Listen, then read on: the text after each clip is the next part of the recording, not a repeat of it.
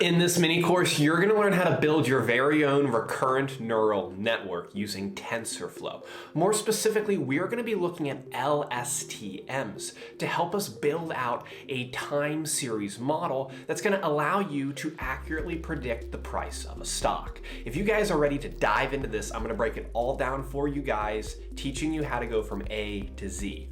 Welcome back to the channel. Welcome back, guys, for another episode of Code with Josh. For obvious reasons, I'm Josh, and I'm stoked to have you guys here on the channel.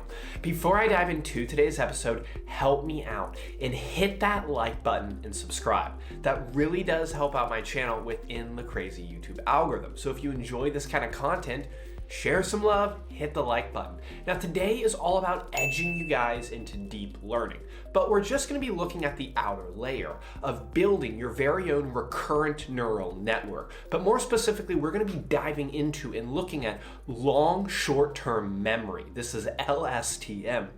And this is used to actually build out time series models. So I'm going to share with you guys how to build a time series model, add layers, and get an accurate prediction. Guys, the first link in the description, that's my weekly Python newsletter, where right now I have an ongoing machine learning series that breaks all this down. So check out the first link in the description, come on in and join in on all the action. Without further ado, let's jump in to why you're all here. Right, so in this video, guys, you are going to be building out your own time series model using TensorFlow and using a sequential model. Before we dive into the code, I want to make sure you understand really what type of model we're going to be using, how this integrates to deep learning, and how we structure the layers out to our model. If you just want to jump right into the code, you can go to the links, not the links, the timestamps in the description, all right? But the first few minutes are dedicated to you understanding how these layers stack and what they do. So really, what are we doing here? So I put together this stock prediction project for you guys. I saw this cool project online. I took some time to refactor it and break it down for you. And the goal of this is to try and predict the future stock price of Microsoft using its previous data. And we're going to use the tactics from machine learning that I actually covered in 2 previous videos. We dabbled in machine learning, and we're going to blend them with core components of deep learning to create a time series model using LSTM. This is actually backwards here, okay? LSTM is long short-term memory, and this is actually a type of RNN. That's a recurrent neural network, a branch in deep learning, and really these are designed to better handle sequences of data, especially when we have long-term dependencies. In our case, that could be things like the open, the close, the high, the low, the price of our stock. Okay, so that's the goal of this. We're using a type of RNN. This is extending into deep learning, and we are going to incorporate a part of TensorFlow. This is not just scikit-learn. It's not just machine learning anymore. Now, when do you use long short-term memory models? Well, I've actually put down here's a few examples for time series predictions, like in our case, the stock, NLPs or speech recognition. This is also going to be a type of model that you may want to consider using. Now, it's important to note inside these models, we actually have these units called memory cells. And these allow the model to remember the information that we give it longer than traditional RNNs. That's why this is a type of RNN, but it allows for longer memory of that data. And inside an LSTM, we have 3 different gates. Okay, there's a gate, right? It's like a gate blocks data from coming in, essentially. And we have 3 different gates that data can kind of flow into. We have the forget gate. This decides which information is discarded. The input updates the cell state. Remember, these are the special units. And the output is going to determine what the next hidden state will be. And it's also going to influence the output, the outcome of our model. Take some minutes to digest this. that's fine, right? Drop a comment, all right? We're all learning here, right? We're covering time series analysis using TensorFlow here. Now, some of the tools we're going to be using, I don't directly need TensorFlow, but we need Keras. This actually used to be its own framework before it merged with TensorFlow. So we're going to be using Keras because this is used for building and training neural networks. So I'll need TensorFlow. We are going to import the pre-processing step from scikit-learn because that will still help us create a mean and a variance with our data. Remember, models only understand numbers. This helps us give our data a mean and a variance so our model can better understand that data. These models, okay, we need arrays. Okay, so 2D, 3D arrays. I'm going to be using NumPy for that. Pandas, that loads in the data. MatplotLib will help us display the output. In Seaborn, I am going to create a confusion matrix to test our model's performance. Seaborn allows for more advanced visualizations. Jumping right into our model. Okay, so we're going to be building a time series model. So we need to set the model up. Initially, guys, when it comes to these types of model, this is not the same as scikit-learn, all right? I want you to think of a time series model like an empty box. The model has nothing to do in it yet. There's nothing in the box. The model is just the container, okay? So we build the model. I'm using a sequential model, right? So I can go 1, 2, 3, 4, 5. I can stack things inside of it. And since this model is actually empty, our job is to build out the layers for the model. And really, you can think of this like cake. There's different layers on a cake, or stacked books, actually. Okay, you can think of this. Now, we're building a model with 5 layers. We're starting at the bottom, and we're working our way up to the top. Each layer, each book represents something different in the model, but each of these work together to produce the output we're looking for. Now let's go through each of these layers very briefly here. We have 5 layers. Okay, so I'm actually going to start, let me get my pen out for you guys. Okay, we're going to start here with the first layer. All right, the first layer is really the brain. Okay, and this helps the model just recognize and interpret the patterns in the data you give it. Okay, so I take my model and I want to add a layer. What layer am I adding? I'm actually adding the type of model. This is the RNN, so long short-term memory. Okay, now inside we give it different values. This number is going to represent the different number of memory cells. More cells, the more complex problems this can solve. Typically, you could think of this as like 32, 64, 128. Return sequences is true. After this model, after this layer is done, I want it to give me back all the ideas it came up with, right or wrong, all of them.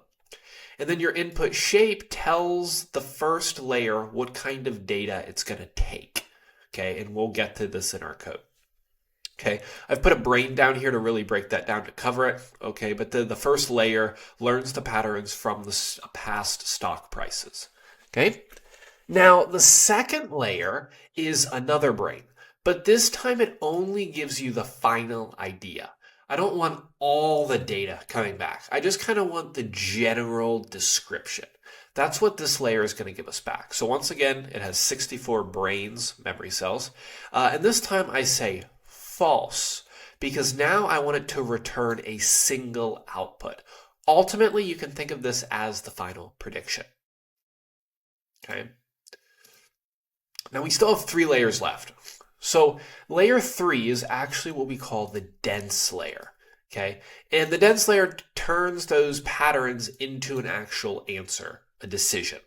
So we take our model, we add another layer. What type of layer? This time that layer is a dense layer. This is a class from Keras. This 128, this number, is a neural network layer. And we're specifying how many neurons, how many brain cells is it going to use to make the final decision. Okay, generally speaking, the higher the brain cells. Also, your model's going to have to work harder to interpret that. And then there's different types of activation. When I was doing my research for this, I came across this one quite a lot, ReLU. Okay, and this really helps the model introduce non-linear relationships. Okay, so there's other types of activation. I'm not familiar with them all, but because we're working with numbers here, I'm trying to determine these other types of nonlinear relationships. We are going to use that here. Long story short, this layer helps the model adjust its understanding and find the trends in the data. Then we create what we call the dropout layer. So I add a new layer, drop. How much do I want to drop? I want to drop 50% of the neurons. I started with 128, I'm dropping 50%. This is going to prevent overfitting, right? That's when the model memorizes too much information, okay? And it can't really interpret new data as well as it could. And this just keeps the model from being oversensitive. Okay, so we're dropping the neurons once we have recognized those complicated trends. Then your final layer is also going to be a dense layer. Okay, now this dense layer, right, we are just adding a single neuron because I just need one brain cell to give me back the value. This value is the actual predicted stock price the model comes up with. The model performs. Now remember, we have 5 different layers. We stacked them on top of each other like a cake. Once we stack the layers, we need to compile them. Okay, this compiles your model and it tells it how to learn. We're giving it an optimizer.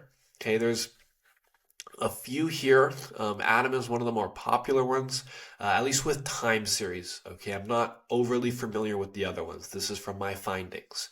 And this is a popular optimizer to see how well the model learned. We are using mean squared error to measure how far our predictions are from the actual price. So if you imagine a basket and you stand across the room and you throw a ball at the basket, how far is the ball from the basket? You want to be really close because that means your accuracy would be higher. The same thing applies here. Okay, the lower the number, the better, right? And then the metrics, we are just testing this again. I have mean squared error here. This time we're just getting root mean squared error to help better check that. Now guys, just to put all this together for you guys before we dive into code, these would be the steps that I just covered. Pause the video, screenshot this, drop a comment, all right? If you've gotten value and you're starting to understand or you've learned something new today, hit that like button and subscribe. That really does help out the channel. Okay, now why do we need all these layers? Okay, well, why do we need these is our long short-term memory layers, they understand the patterns over time. Okay, those are like the first 2 layers. The dense layers, they learn the more complex relationships that the original 2 layers found. The dropout prevents overfitting, and then your final dense layer, this makes the final prediction. Okay, I've put some analogies here at the bottom. Read through it. Okay. When you're ready, I'm hoping right now, let's jump over to VS Code, let's get some things installed, and let's start building out your very own sequential model using TensorFlow. If you guys are getting value in today's episode, help me out. Hit that like button, drop a comment, and subscribe. That really helps out my channel. Here we are, guys, in the code editor. Now, I have my CSV file. I will link this below in the description, okay? And this is just Microsoft data between 2013, roughly, and it goes to the beginning of 2018. So what is that, a 5-year range of data? Okay, it's a little older, but that's good, because then you'll actually be able to check in real life looking at the stock market, how well did this model perform? So I actually like doing it like this. Now, inside here, before we even start, now, I already have these installed globally on my system. I know some of you guys are going to be like, why did you do that globally? You should have made a virtual environment. I'm using these so much in the classroom and out of the classroom that yes, I have them globally. But really, you should be creating a virtual environment, okay? And then you can install everything in the virtual environment because a lot of these are intensive. Now, once you have your environment created or not, right, you're going to come down here and we need to install the following, okay? We need to install TensorFlow. Okay, that's a new one for you guys. We need pandas. If you have any of these, just skip them. Okay, MatplotLib. We need a scikit-learn. We need NumPy and Seaborn. That's what I'm going to be using in this project. Okay, install these on your system. If you already have one, skip it. Okay. Now, once that has installed, I'm going to begin here with all of our imports needed for this project. I don't need everything from TensorFlow. So I'm going to say from TensorFlow, I want to import Keras. This is what we're going to be using to build out that model. Okay. I'm going to say import pandas. This is going to be used to load our data. We need NumPy. This is going to be used to create 3D arrays for our sequential model. We need a form of pre-processing. So that is why we imported scikit-learn. And we're going to do standard scalar. That'll give a mean and a variance to our data so our model better understands it. We're going to import MatplotLib for some basic visualizations. Okay. Any advanced ones, you could do Seaborn, and that is actually why I have Seaborn here. So import Seaborn as SNS. I need OS, that comes with Python. And then I want to get the date range eventually. So I'm going to say from date time. This is just good practice. We're working with time series, right? I want to import date time. Voila. Those are your imports. This is what we're building out here, guys. One thing I still get the warnings. TensorFlow is going to throw you some warnings sometime. So the warning is okay. How do you spell suppress? Just screw it. I want to suppress the warnings. I found this online. It seems to do the trick. But this hides a few of the TensorFlow warnings. This is just telling you that, hey, there might be updates. If you're on this type of system, this could happen, right? But TensorFlow is going to work no matter what. Now, let's load your data. Okay, so data PD read CSV. This is like we're working with data, right? We need to put here the name of your CSV file. So mine is called Microsoft Stock CSV, right? That's just up top. Once we do this, okay, I do this no matter what. I just like to always get in the habit of getting the head and then the basic info. If you want to describe it, I mean, go ahead and describe it too. Okay, but you should know what you're working with when you're getting into this stuff. Okay, so while yes, you could just look at it on the back, I want to see the type of data. I want to get the general overview of the data.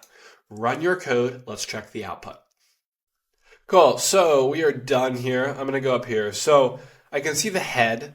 Okay, this gives you the first 5 rows of data with pandas that come from your data frame. This one I like. Info's important, right? So these not only tell you the columns of your data, they also tell you the data type. Okay, so you will then need to convert these if you need to. So for example, date, if you actually wanted the date, which we do, okay, this can't be an object. Pandas has a data type called datetime. So this would need to be converted. Then when we use the describe function, right, this gives you the general statistics of your data. The mean, the standard deviation, the minimum, the 25th, like all this information, all right? This is good. Okay, analyze this, spend a minute or two. All right, this is good. I'm going to dive into creating 2 plots very quickly. Okay, so initial data visualization. Okay, let's say plot 1 is going to be the open and close prices over time. And then I will make a plot 2, and let's say trading volume. Why? Check for outliers. That's the goal of that. Okay. So for MatplotLib, we're going to say PLT, I want to create a figure. How big do you want the figure to be? So you got to give it a width and a height. Just make a number up. Okay, so for example, 12 width, 6 in height. It's not pixels. So I've created a figure. I can take the figure and I can plot. What data do I want to plot? Well, I want the X. This is going to be hard to see because there's so many dates. So we'll see how this turns out. I want the X to be the date, and then I want the Y to be the open price. Okay. Label, I will call this open, and let's just give this a color blue. Sure. The other one we're going to do is also the date. So these two have the same X. But here I want the close price, close, and let's make the color red to stick out from the blue. Okay? Always give your charts a title. Okay, I don't care if it takes an extra minute. Okay, this is going to help you and everyone else better understand your visualizations. Open, close, price over time. There's a legend because I have two colors here. So legend, I'll cover this in a second. And then we can show the plot. Now you could run this and you would see the output. I am going to make the second plot since we're here. Okay, so we can create the plot again. We're going to take the plot. We are going to plot. We want the date again. And we want the volume this time. Volume. Okay, I will give this a label, if I can spell label correctly, of a volume. And we're going to give this a color purple. No, I want to do orange. Let's do orange. Okay. We are going to do a title for this chart. This is stock volume over time. Volume. And then we can just do show. Okay, so these are your initial visualizations. The first one is to check how closely these correlate. Are there outliers? Trading volume, once again, we're looking for outliers to see if you need to do anything with your data. Run your code, let the visualizations generate. Boom, here is our first chart. Okay, the dates are overlapping. Okay, it's working. This is meant to represent the date. This is the legend. That's why I showed the legend. And you can see for the most part, there's some spikes, right? But these correlate really closely. This is a good sign. Okay, this is a positive trend. All right. This is good. If we check our volume chart, give it a second to load, you can see my spinning wheel of doom. There we go. And I mean, honestly, like these are quite high. Maybe there is something going on here in that date and time, right? But those are your first two visualizations, okay? Off to a good start. I'm going to turn off show because every time I run my code for you guys, I don't want to have to make those charts. Okay, let's get into the next step. So drop non-numeric columns. Models only understand numeric data. So I'm going to remove and keep all the numeric data. Let's take our data. Let's say select. Oh, that's why I did that. Data select. Is it data types? There it is.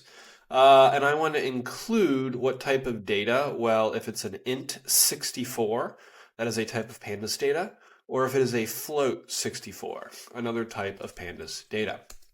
Now, let's check for any correlation between the numeric features. So in this case, we're going to do plot 3, check for correlation between features. Okay, so this time we're going to do a heat map. Okay, so I will create a figure. Where is it? Oh, bummer. Figure, let's say fig size, let's say this time 8x6. Cool. Let's create a heat map. This is not from MatplotLib. This is from Seaborn. We are going to take our numeric data, and we can use the core function. Core is for correlation. Do we want text on the screen, annotation? True. Remember annotation? I'll explain that in a second. The color map, you can say cool, warm. There's a few different schemes. Color bar, I'll leave the color bar. I like the color bar. PLT title, feature correlation, heat map. I guess that's a decent one. PLT.show. Okay, this is our last chart for now. Run your code. Okay, so all the charts are still showing because I said show for the heat map. Okay, there's our heat map though, really. Okay. So you can see here, right, the blue is really low correlation. Red is pretty much perfect correlation. Okay. So you can see, right, these on the outside, the volume and the index, the volume and the open. The volume doesn't necessarily correspond with the price of the day, which, I mean, dealing with stocks, that makes sense. Okay, the volume traded doesn't correspond with the price. Okay, everything else, though, has heavy correlation. This is good. Good check. Okay, moving down, we are going to turn that off again. Okay, we've done that. Let's convert the date. So I'm going to convert the date into date time, then create a date filter. Okay, so I'm going to take my data. Let's take the date column. I'm going to say this is now equal to date time. That is a pandas method to date time. And this is going to convert. It was an object. An object just means a string. Now we're converting it to the data type of date time. So now the data is a different data type. I can create a filter. I can be like prediction. So I want to make sure I filter. I mean, I don't necessarily have to do this part, I guess, but this would be a good way in case you only want to target a segment of your data. I'm going to put a starting range and an ending range. So for example, dates between 2013 and 2018. Let's say prediction is equal to data dot location. That's a pandas method. Inside here, I'm going to take my data. Let's take our date. Anywhere where the date is greater than date time, put the date here. So year 2013, month, day. Okay. And anywhere the data date is less than date time, I think the data goes up to 2018. Let's just say 1-1 again, because that'll cut off a few outliers. Okay, so here's the date range. Okay, create the filter of the date. Okay, this is good. Now, the last chart I'm going to make, then we're building out the model, is I want to plot the closing prices over the performance. Okay, so honestly, what I'm going to do is I'm going to take this. I won't even run this now. This will be for later. Let's say, well, we only need one plot. I have the date. Let's do the closing price. The label, let's just honestly remove the label here. Blue is fine. Title. I guess you can do PL if you want to do an X label. X is date. Y label here is going to be close. And this is going to be price over time. No need for legend. Okay, and we will show that later. All right, so I'm going to now begin to prepare for the long short-term memory model. We are going to be using a sequential, spelled that wrong, did I? Sequential model. Alrighty, so going into this, we need to get the data for model training. All right, so really the model training is going to be trained off the closing price of the data. So I'm going to say data close. Okay, I only want the close column. And I want to convert these into a NumPy array, okay, a matrix. So I'm going to say data set is equal to stock close dot values. This automatically converts to NumPy. So convert to NumPy array. Okay. Then I want to get the length of the training set. Okay, so I will call this training data length. This is going to be equal to an integer, NumPy ceil. I want to get the length of our data set, which is that NumPy array, and I'm just going to say times 0.95. We're getting 95% of the data set. So this is really 95% of the data set. Let's start to do, I will tuck these together. Okay, let's start to do the pre-processing stages. So this is like giving the mean and the variance to this NumPy array, essentially. Okay, I'm going to scale the data. So scalar is equal to the scikit-learn class standard scalar. And I'm going to call this scaled data is equal to scalar dot fit transform, and we're going to give this our data set. Okay. Now we can actually create, we have the length of the training data. This isn't actually the training data, but now we need to make the training data. So let's call this training data. This is going to be our scaled data. And we want to go pretty much for 95%. Right? We're going from the start all the way to 95%. That's what this is. So our training data, this is 95% of all our data. Now it's time to create the training features. So we have our X train and we have our Y train. Both of these are just lists. This is the data that we give to the model to learn. This is the 95%, really. Okay. The X is all the features. The Y is going to be the closing price. This is like the answers. If these are flashcards, X train is the front of the flashcard, Y train is the back of the flashcard. Now, because we're working with time series here and more specifically stocks, let's create a sliding window for our stock. Let's do like 60 days. Okay, so I'm going to say for I in range, we are going to start at the number 60 and we're going to go to the length of our trained data. And let's take our X train and let's append. I want to append the training data and we're going to say I minus 60. So the first time, this is actually the first row of data because I is actually starting on 60. So if I say I minus 60, this is actually just 1. Okay.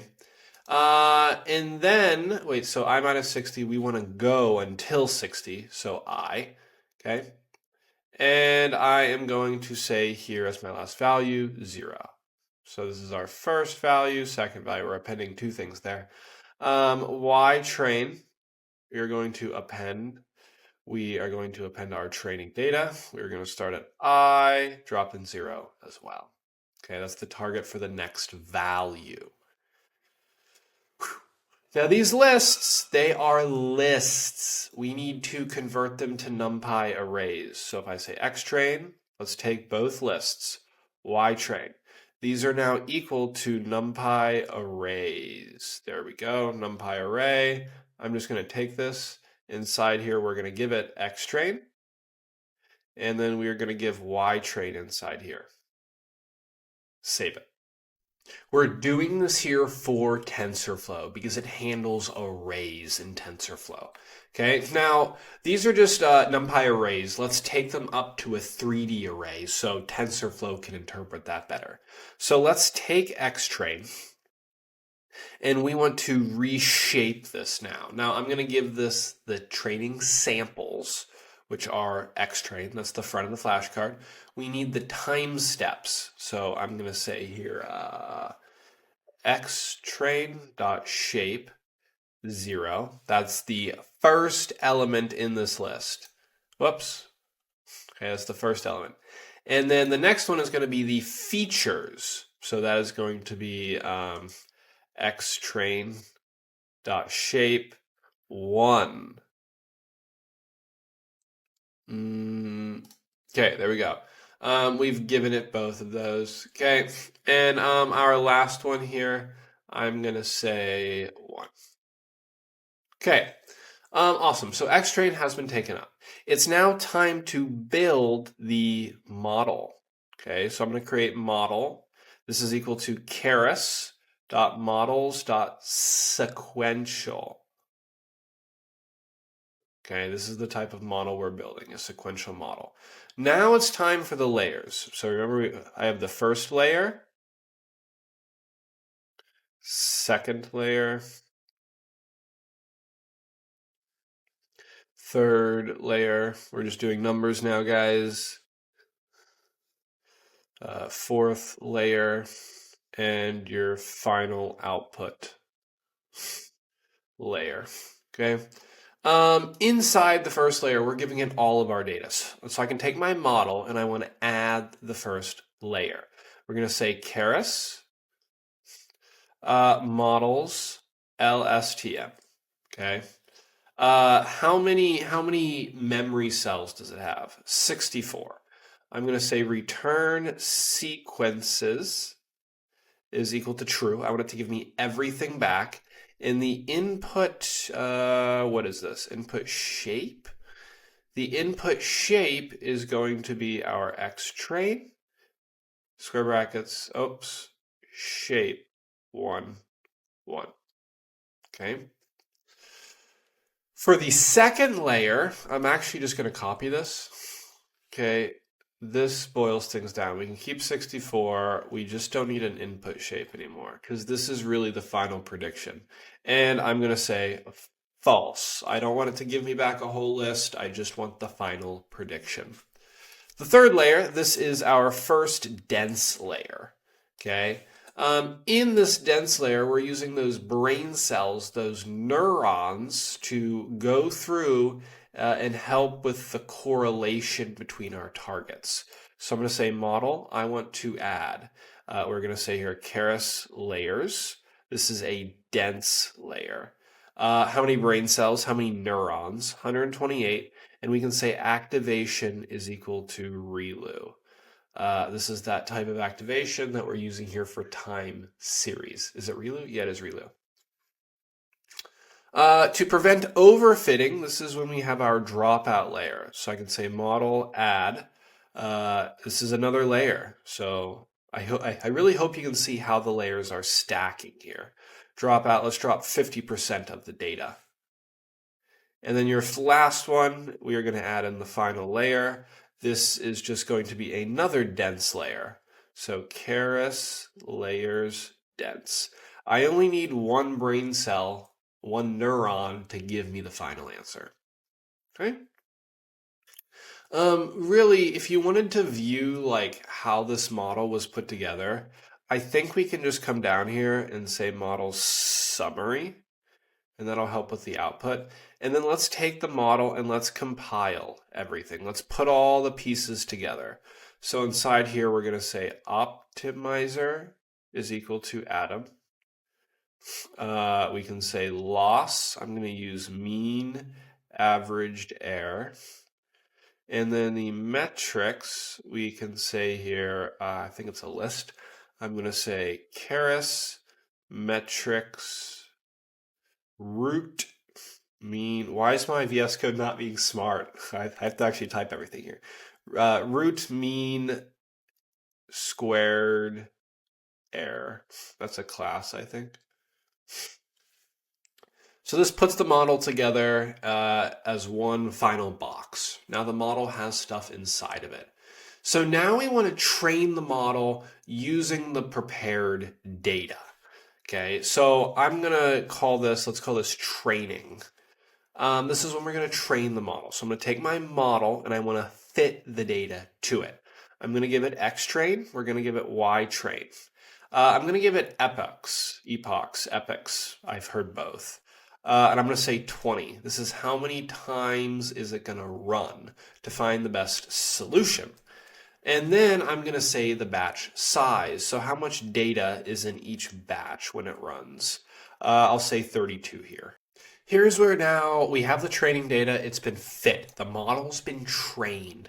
Let's prepare the test data. So I'll be like, prep the test data. And I'll call this test data is equal to our scaled data from earlier. We're going to take the training data length minus 60 to the end of it. Okay, whoops.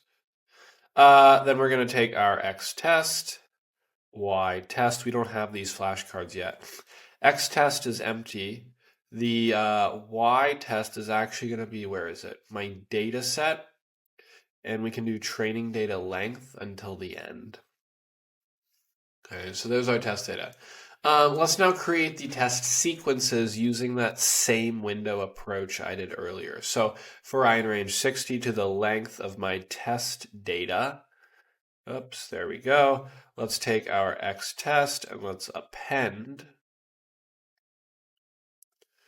What do I want to append here? Test data, I think. I minus 60 to I and 0. Cool. Let me go down to the bottom here. Okay, we're pretty much ready, guys. We're at the point to make predictions. Let's convert these X tests into a NumPy array to get our predictions. So NP array, there we go. I want to give it X test, okay? Then we're going to take our X test. It's an array, but it needs to be reshaped into a 3D array. We're going to say X test, and we're going to say X test shape of 0.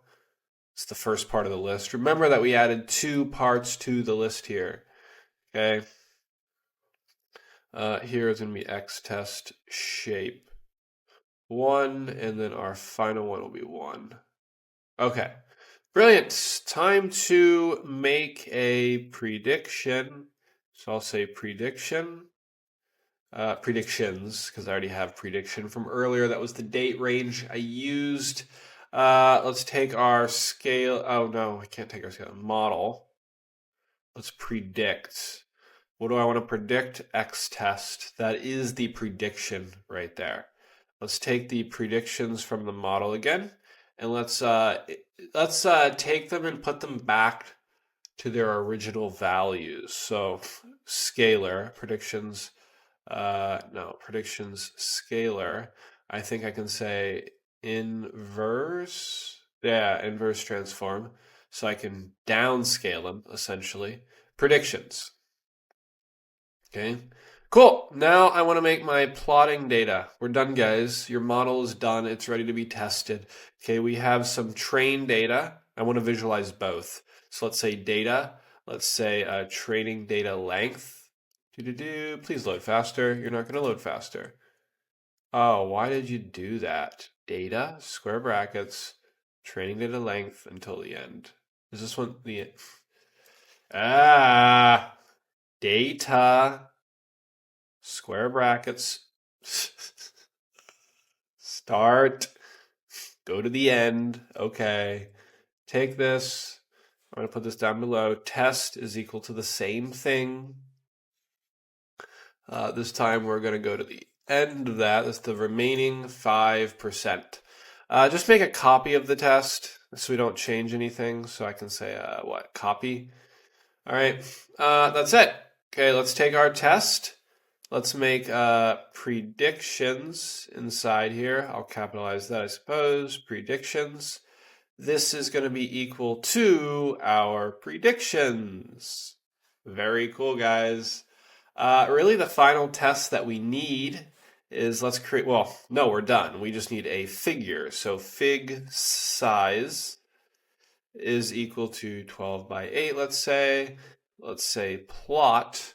We're going to plot three things here. So we're going to plot the train date as that. We have the train close. We're going to have the label. Let's just call this string. Let's say train. This is the actual data. And let's say color is equal to blue. Copy this, and what do you think needs to go in the other ones? So we have, well, the other ones can be test date. The dates are, well, the dates will be different, right? That's the ending date. Then we don't have test, we have, or excuse me, train. We have the test close, and then the new column we made is our predictions. We can say here test actual, and then I will just change this to say predictions. Let's say predictions are red. What is this? Test actual? Let's say orange. Okay. PLT title, our stock predictions, PLT X label. This is going to be our date. This should just be a year range. Label, this is going to be the close price. Let's get the legend up so we know what we're looking at. And let's show the chart. Guys, you're done. Let's watch your model build. Run your code, give it some time. It's going to take time. Okay, so any errors, we need to handle them. Reshape your data using array reshape. Yeah, okay. So I reshaped it. You wanted a 2D. Did I reshape something wrong? Must have. Line 69 data set.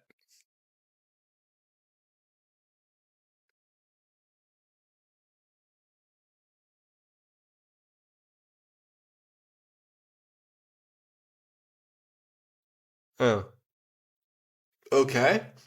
You want it, I mean, this, data filter, is this going to be Y? Let's check that. Apply the filter. That shouldn't do anything. Okay, that actually was the issue. So I applied the filter to close, so that's going to interpret that differently. LSTM. LTSM. Am I doing LTSM? Oh, well, it's not a model. What is a model? But this is a layer to the cake. So I said model. Okay. Look at this. So you can actually see the layers of the LSTM model. This is the summary. This is what's happening. You can see layer 1 and 2, our dense layer drop out, and the final output of the model. Then right here, we're training the model. It's going to go through all of these epochs, and it's going to find us the best results to use. So give your computer some time. It's currently training out your time series model using TensorFlow. And there we have it. Look at this. So the blue line, this was the 95% of the training data. Okay. The orange line, this is what we hid from the model. The model could not see the orange line, and it had to use what it learned to make the red line. And look at that. That's actually, I mean, that's pretty good. Am I going to go tell you to bet money on that? I don't know. But the red line resembles the actual test data. This is a relatively accurate long short-term memory model using RNNs, Recurrent Neural Networks. You incorporated TensorFlow, a little bit of deep learning, to create this time series project. And there you have it, guys, your very own LSTM. You built your own recurrent neural network, more specifically, a time series model that hopefully broke it down to showcase to you guys how you can build out a time series model and go from A to Z, but more importantly, what does each layer of that model actually do for us, and how can we use that in the real world? Guys, I had a lot of fun putting together this video. If you got value in today's video, help me out. Hit that like button and subscribe. And remember, the first link in the description is my weekly Python newsletter, where right now I have an ongoing machine learning series to break all this down for you guys. Absolutely free. So head on down to the newsletter, come in, join in on the community and all the action. I will see you guys in next week's episode of Code with Josh. Until then, Python crew.